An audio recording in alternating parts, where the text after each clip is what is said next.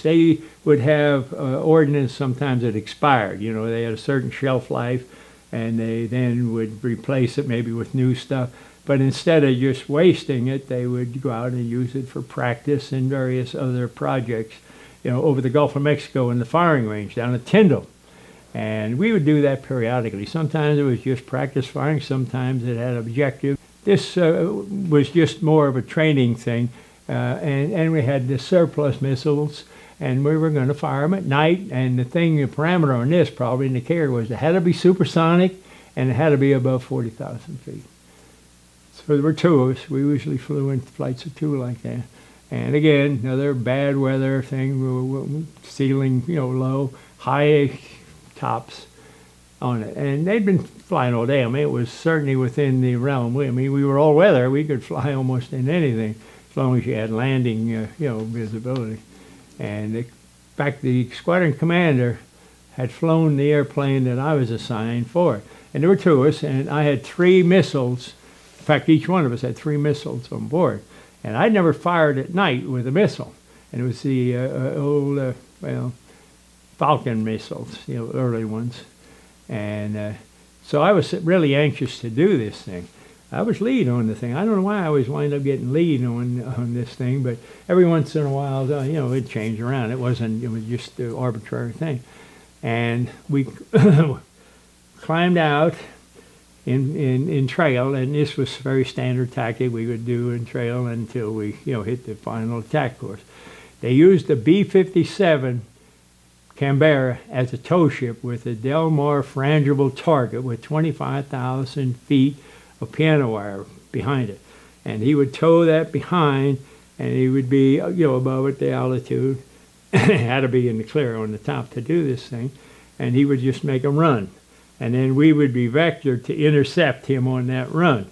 And we would climb out and reach a certain point, and then sometimes we'd go supersonic or whatever. But they'd maneuver around to what they wanted us to do.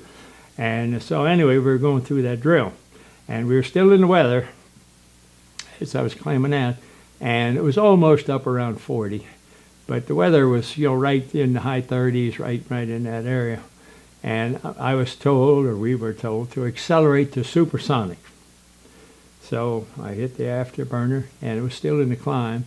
And my squadron commander that had previously flown, he said, now this airplane has a little quirk on the radar. It's terrific, which was always important, really important. And he said, it's got a little quirk at certain points, you know, on this run that he had done. And it wasn't the same thing at high altitude. He said it tends to, you know, hunt a little bit, and he's referring to the radar maybe not being stable. And this would happen sometimes electronically, where that darn stuff would move a little bit with through the computer, you know, the steering dot. So I never thought of anything about it, other than, yeah, it's good radar, and I'm going to get a chance to shoot 3 missiles. So I do it, and it starts hunting a little bit.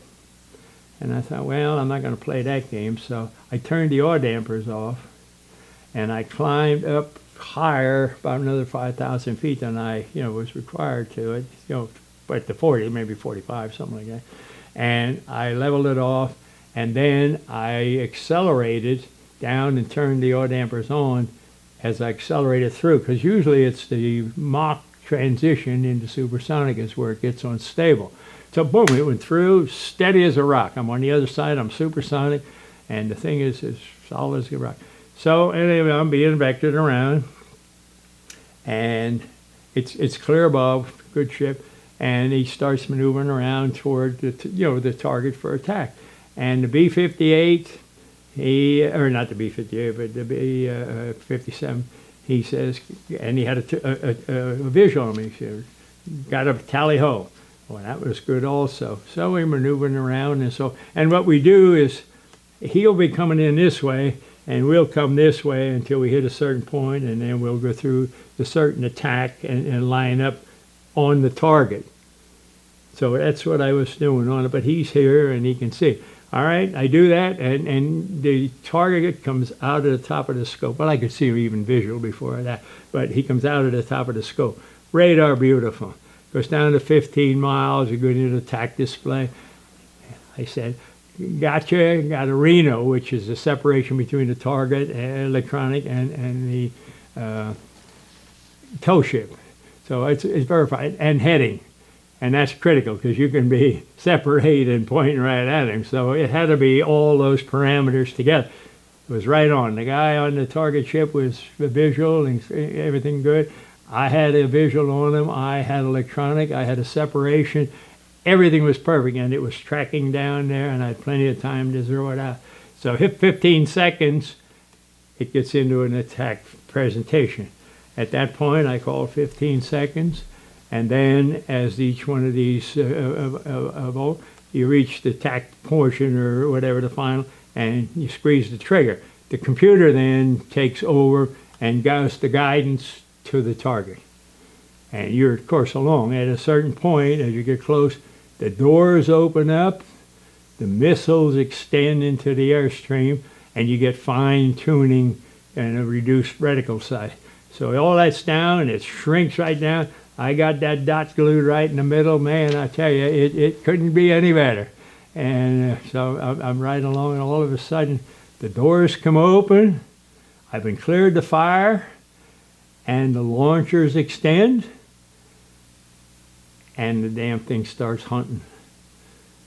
Holy shit. And at that point, I was clear. There was no way, any way firing would get to the target. There was no danger in that. It may not be a good shot, but it would be a shot where it would be no danger in anybody. And I was determined, I'm firing 3 no matter what. Whether I get a hit or not, I'm going to do it. So anyway, I'm steering that thing, and I cannot do it laterally. So I steer it in elevation and got that all zeroed out, and I just left it hunt. Now, it wasn't radical at that time, but it was hunting enough to where I couldn't keep it centered on the spot. So it's just traveling back and forth in front of the X. X will be the point when it fires. Anyway, she's going back and forth. And then all of a sudden, whoosh, it's fired off. All 3. And all hell broke loose. I had violent yaw. My hand was wrenched from the stick, off the throttle, and I'm like the rubber guy. I am being beat around that cockpit from the inside. Bang, bang, bang, bang. And I'm talking about bang, bang, bang, not anything gentle. It's a blur. I can't see instrument. I have fallen back down into the weather. I have no idea which is up or down or sideways or anything else.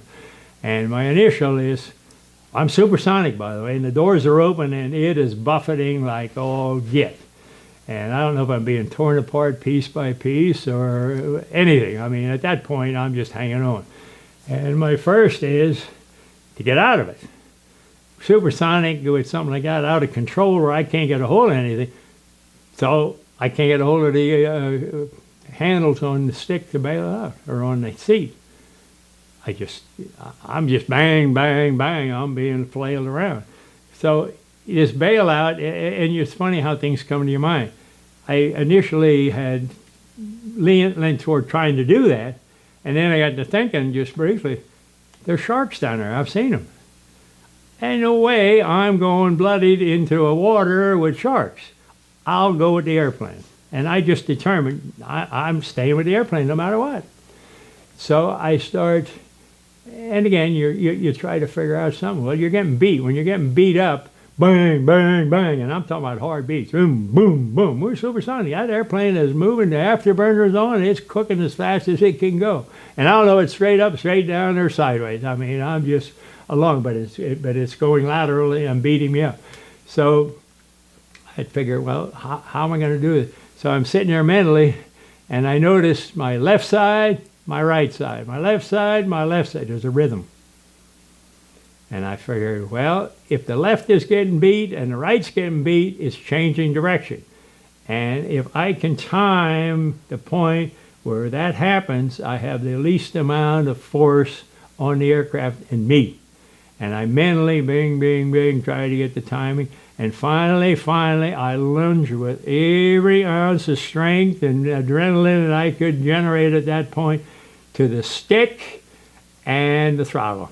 I got a hold of that. I kicked the yaw damper off. I figured by then what it was. kick the afterburner or the yaw damper off, come out afterburner, speed brakes out, and I'm flailing around, but I'm down in that stuff. But then finally I recover, I got hold of the instruments and get everything straightened away, and I'm pretty much right straight up. It was one of these vertical, laterally, bang, bang, bang. So I kind of took a couple of breaths and I climbed back up on top again. I called the wingman and I told him what had happened. I said, no idea what the airplane did. It beat me to hell and it buffeted and all kinds of gyrations. So I said, would you come in and look it over? And again, above the weather with the formation lights and stuff, you get a pretty good view, of what it looks like, and enough of light to determine whether you got big. So he come in and looked it over. He said, well, you got the big pieces. I said, well, that's good enough. If you could ride me back home, I'm taking it in. So I flew it back to Tyndall and landed it. And I never could, see it in the airplane that was bad other than the ride. And we landed and they took it in. And we had what they call nadar, which is like a video recording of the scope. And at a certain point it comes on and it follows right through to attack to determine if you got good tracking, if you got a hit or whatever the status was. So anyway, we landed the thing and I taxied in and I told him, what had happened. And he looked at me a little, yeah, right. So they took the equipment out, the nadar, and played it. And initially it showed all that stuff coming down and everything looking really good. Come down to the X, and as it would happen, that dot was floating right through the middle. I got a hit for 3. Just dumb luck, I had no control. It was just floating through. And they said, oh, what the devil are you talking about? They just started, whoa! And they hauled it in the hangar and did stress tests and did everything on that thing. They figured that something was torn up. Never popped a rivet. But it sure tore me apart. That was probably one of the hairiest things I've ever had, because you have no control. You can't even make a decision that means anything. The only luck I had was to be able to calm down enough and try to analyze what was going on and determine, why. And I had a good idea by then that it was the yaw damper, just the way it was acting. And I sensed the rhythm, that it was changing. And when I did that, and luckily, I don't know if I have good rhythm or not, but I was able to get in time with it, and I realized when it changed direction, there would be a minimum of force. Now again, by then, I'm pumping up all this strength I have in my body, and I knew, and I lunged for both of them, got them holding at the same time, that button, the yaw dampers off, out of afterburner, speed brakes, and it was just bang, bang, bang, bang. That's quick. But it all fell together in the right order. What did they finally determine was the yaw problem? damper. The yaw damper was shorting out, and it was driving the yaw damper to the stop on one direction and immediately reversing to the other stop. So the tail was wagging the airplane through the yaw damper. They found it. It was there. But it was shorting out. See, it was more than just a loose thing or something that wasn't functioning. This was functioning too much. So it scared. Well, I still think about it, and it kind of makes you tremble a little bit. I certainly wouldn't want to repeat it.